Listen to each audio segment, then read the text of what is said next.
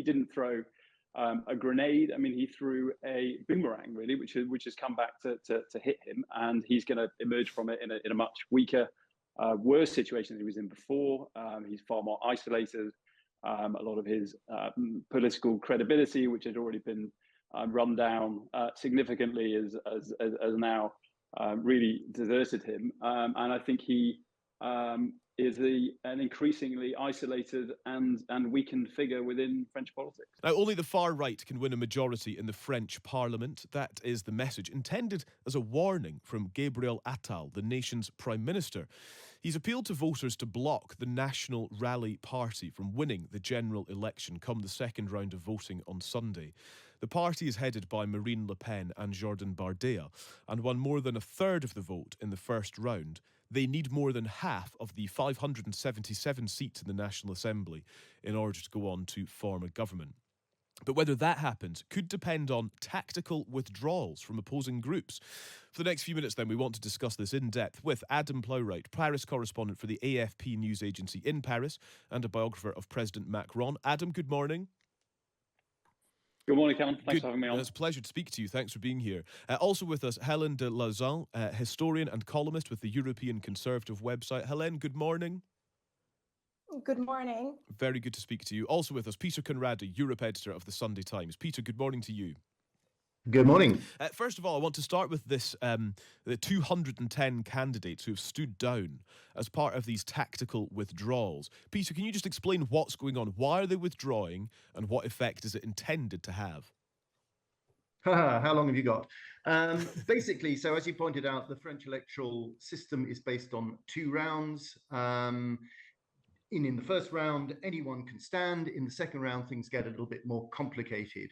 Basically, there are a number of constituencies where just 2 candidates went forward to the second round, which makes everything straightforward. There were, however, something like 300 or so of the 577 constituencies where there were 3 candidates who all qualified for the second round, and actually a handful where there were 4 candidates. So the problem you're faced with then is, what do? Do you maintain, if you as a party, do you maintain your candidate if you're on one of these triangular constituencies in the second round? And given that there is a determination by all the other parties that are not the Marine Le Pen's National Rally to keep the National Rally out, there has been a discussion about whether they should essentially pull the lesser of those candidates, or the one who's done less well, should sort of pull out in order to give the other one a clear run against the National Rally. And that's happened in something like 200 cases. They've looked at who has the better chance of beating the National Rally. The other one has withdrawn. But there are a number of cases, I think something like 89, where there will still be 3 candidates. And in fact, there are 2 constituencies where there are going to be 4. Wow. So, Hélène, come in on this, because I'm quite intrigued by what's been outlined there by Peter, by way of the ambition here, the determination here, and this idea that Macron's centrists and the kind of left-wing New Popular Front are sort of trying to form something of a coalition, I suppose, however formal or informal that is, to try to block Marine Le Pen's party from power. Talk to us about the idea of a coalition in order to prevent success for another political party. Is that likely to work? Does it have a chance of working? Well, there are several problems in one. In fact, the question of withdrawals and the making of what we call in France the Front Républicain, the Republican Front, is not something new. It has already happened for other elections. What is new now is that you have the question of a government afterwards. We had a Republican Front, for example, in 2002, when Jean-Marie Le Pen was at the second round of the presidential election. But here it's different. It is for the deputies, for the MPs. And the Republican Front is made without any project of governing afterwards. So you have seen some leftist candidates that withdraw for the Macronist candidate or reverse, but they have no particular projects to govern together. So it's something rather unusual, and we don't know what is going to be the next step. if the Republican front works, because there is, of course, a kind of community of view between the center and the left, but they are at odds on many subjects to govern. So it's probably going to be a big mess after the election, because likely the Rassemblement National, the RN, is not going to obtain the absolute majority. But there will be no real winner, because with that game of withdrawals, you will have certainly 3 blocks and no majority to govern. And so then, Adam, all of this kind of then comes back to what this all means for Macron. Based on what we're hearing from Helene and from Peter and the situation in general, what is the current situation for President Macron? Well, the situation is let's bring Adam in. Let's bring Adam in on that one first. Well, he's Macron's widely been portrayed as having taken an enormous gamble with calling this election, and he was quoted as saying at the time that he was he'd been preparing sort of to throw a grenade at the opposition, and that this was the last thing they were expecting. He gave he set the terms for the election. It was it's been the shortest campaign in modern French history, and that some way he would he's clearly foresaw that he would come out of this with a somewhat improved situation. I mean, it's clear that he didn't throw a grenade. I mean, he threw a boomerang, really, which has come back to hit him, and he's going to emerge from it in a much weaker, worse situation than he was in before. He's far more isolated. A lot of his political credibility, which had already been run down significantly, as now really deserted him, and I think he is an increasingly isolated and weakened figure within French politics. Yeah, Helen, do you agree with that assessment? I perfectly agree with that. Some rumors in the press said that Macron, at the beginning, when he announced the dissolution, was very proud of him, saying, well, I'm going to be the master of the game. But what happened shows that he's not the master anymore. Yet, I wouldn't underestimate Macron's strategy, because in the end, what is he searching for? Perhaps he's searching the discredit of the Rassemblement National. And here, by playing the Republican front, by perhaps pushing the Rassemblement National to govern, he wants to show that they are not, he thinks, capable of governing the country. So he may think to the other step, the next step, which is the presidential election of 2027. But it's a long time till then. There are still 3 years before the end of his presidency, which is a very long time. So perhaps he has something in mind to appear like a kind of savior or whatever, but it's not likely to work, because he created a lot of dissension among the French opinion, among the French voters. So, he's thinking in terms of long-term strategy, but it doesn't masterize all the terms of his strategy.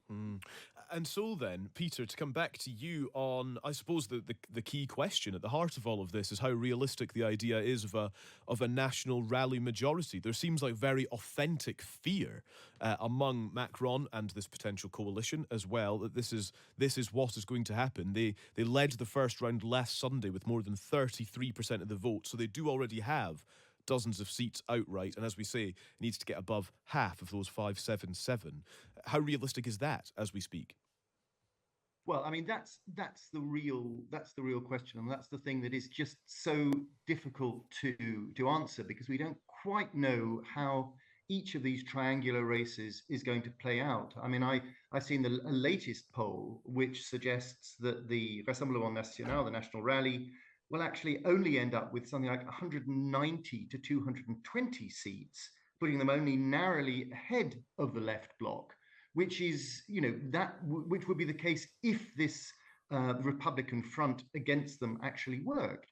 I mean, that would then leave them a long way, 69 seats short of a majority, which would be a sort of a surprise outcome. There's a possibility they could get more. They could get maybe up to about 240, 250.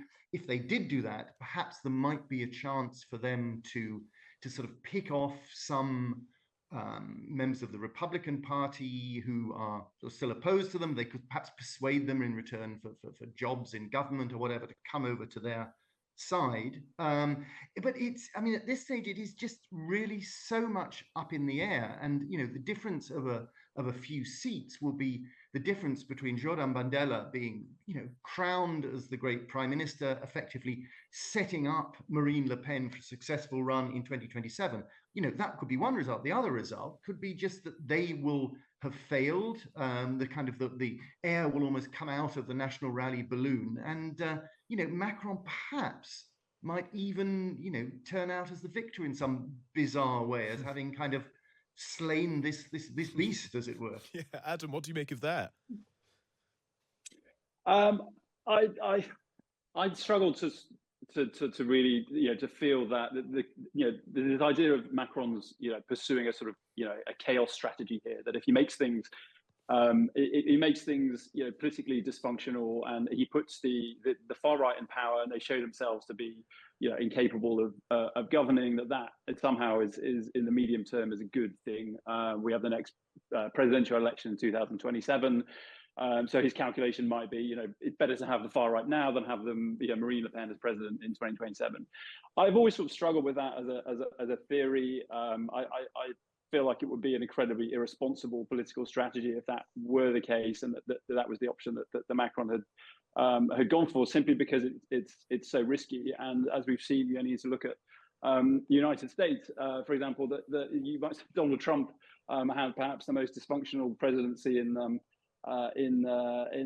modern US history, and yet is you know, potentially on the verge of being re-elected. You look at a country like Italy, for example, that with a far right government that once in power moderated a lot of its positions, and now has, by all accounts, a pretty popular and successful prime minister, certainly judging by the European election results recently, where Meloni's party did very well, unlike Macron. So I think if that is his strategy, yeah, I think it's dangerous, bordering on reckless. Wow. Helene, I want to come to you with your kind of historic perspective on all of this as well. Should we use the too frequently used word unprecedented to describe the situation in terms of what is happening currently and where we might get to? Is this history in the making? It's not totally unprecedented. What is unprecedented is the high score, the high results of the national rally for this election. But what is not unprecedented is the situation of blockage with 3 blocks. We know that because it happened during what we call the Fourth Republic in France, so the period just after World War II and before the coming of General de Gaulle to power in 1958. We had exactly the same situation. A right, a center, and a left, almost equivalent in the assembly, and being incapable to govern. And I think that we are moving towards such a situation after the 8th of July. 3 blocks, no one having a true and clear majority, and as such, no one being really able to run the country. The thing is that if we try to draw some lessons from history, well, we will see that this ended up in a crisis, the regime. In 1958, the end of the Fourth Republic, and the coming in what was a kind of coup d'etat by General de Gaulle, we created the Fifth Republic. So if we want to be a bit pessimistic, which is my case, I would consider that we are entering well, perhaps not a final, almost a final phase of the crisis of the Fifth Republic. And if the situation is totally blocked with these 3 blocks opposed in the National Assembly, it might end up in something that we do not master. Wow. Well, on that note, thank you all very much indeed for a great conversation. It's really good to speak to you.